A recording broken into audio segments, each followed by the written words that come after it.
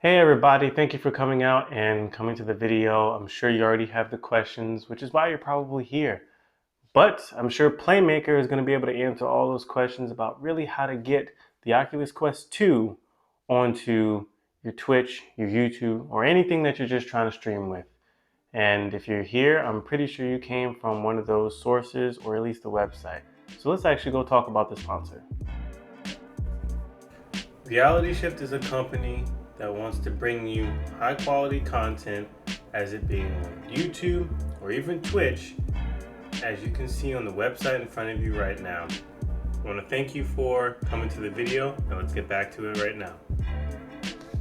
Anyway, as we were talking about, the story of today's little thing that we're going to be going over for the video is how to really get the Oculus Quest to streaming for YouTube and Twitch. Thank you for noticing the glasses as well. I appreciate it. And for today, I see there also needs to be some learning to be done. Now, Oculus Quest 2 just recently came out, only about a week and a half ago, or I think it's a little bit longer than that now, but we are coming to a point where a lot of people want to stream. There's a lot more people who have the device, but what is even the Oculus Quest 2 to begin with? I mean, it has a lot of features and things of that nature, but let's really dig deep into what we have. So the Oculus Quest, its product dimensions, if we really want to get down to the nitty gritty, is 191.5 millimeters by 102 millimeters by 142.5 with the strap folded in, of course.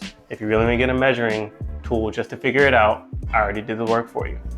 Now, the product weighs at a staggering 503 grams. Comparatively to other devices like the other old predecessor, which is the Oculus Quest, no one, but the first Oculus Quest, that was actually 571 grams. Now, the more heavier devices is going to come from the Valve Index, which is a wired solution for VR. Now, wired, it's a thing of the past in my opinion. Wired has been around, it has had its place. Some people still like wired because you're directly into the PC, but there is already Oculus Link. It really is up to you. I prefer the more wireless situation, which is something that I will also be touching on in the streaming side and how to set up the Oculus Quest itself. Now, before us, we have an Oculus Quest 2. Now, this Oculus Quest is one of two that I have, which has a nice, pretty little sticker. RealityShiftLC.com. It's a very good device. And this device has honestly changed how I play. It has a much longer battery life than the first one. I'd say about a 45-minute increase. May not sound a lot, but with the strain that it really is having, that it's actually being alleviated with this strap, it really does change how much you're playing and how long you're playing. And on stream, if you haven't seen already, I've already been playing Population 1 VR, which is incredible amounts of fun. I already got a whole bunch of wins and things of that nature. Definitely go check out the stream whenever you can. We're mostly streaming on Mondays, Tuesdays, Thursdays, Fridays, and Saturday at 8 p.m. to 12, or if we want to go longer. Now, the other thing that you're going to need if you want to stream is a capture card. Now, to preface this before I show the capture card that I have, an Elgato HD60 Pro or S could possibly work. That software, I haven't personally used it. The reason why I'm even making this video is because I stumbled across a whole bunch of articles from The Verge, or anyone who's notable in the VR scene, and they were kind of going off of the Oculus Quest. Now, the Oculus Quest 2 at the time wasn't really out. Nobody has updated things. So I'm taking it upon myself as Playmaker to make sure that people know how to properly stream, at least from my experience. Now, the capture card that I'm using is the AverMedia 2 Plus. The AverMedia 2 Plus is $139.99. Not as expensive as the really high-end Elgatos, but it still has that mid-range feel, and if you know my logo, which I'm sure you can probably see over here, it kind of fits my aesthetic a little bit more with the red and black. Now, this is 4K pass-through and has lots of different modes, and even just as a capture card, it's really nice, to be fair. You don't actually need a PC to record with this. You actually can just put a micro SD and it'll just record straight to it. which is pretty good in my opinion with its PC-free mode. Now, the other integral part to the puzzle is something that a lot of people keep getting wrong because it's not even out anymore. A lot of people say the Chromecast Ultra. Now, especially when Google Stadia was around, when those things were exploding, that's a rip, that you needed the Chromecast Ultra for a lot of things. Now, the Chromecast Ultra has been replaced with this. This is just the Chromecast 4K. This is its cute little remote, which is really nice actually. Very nice, clean. It really does match the Oculus as well.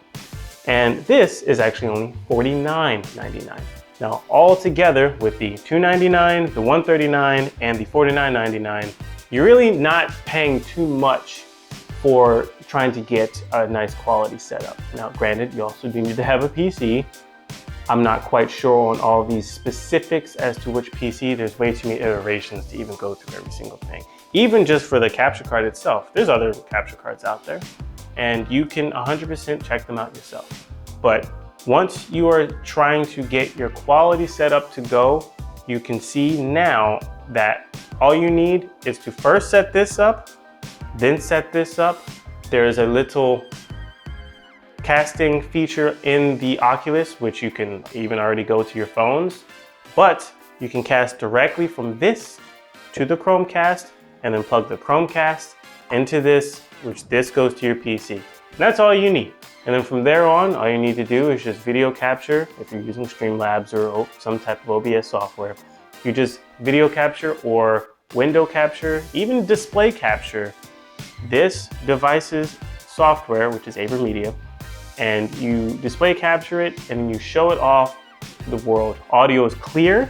You even still have access to the microphone to pass through from this as well.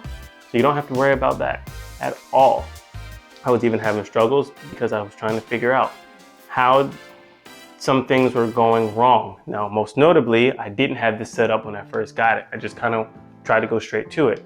Now, you do need to make sure that it is set up because they do need to be on the same wireless network, same Wi-Fi. And if they are not, it's not compatible, it just doesn't work.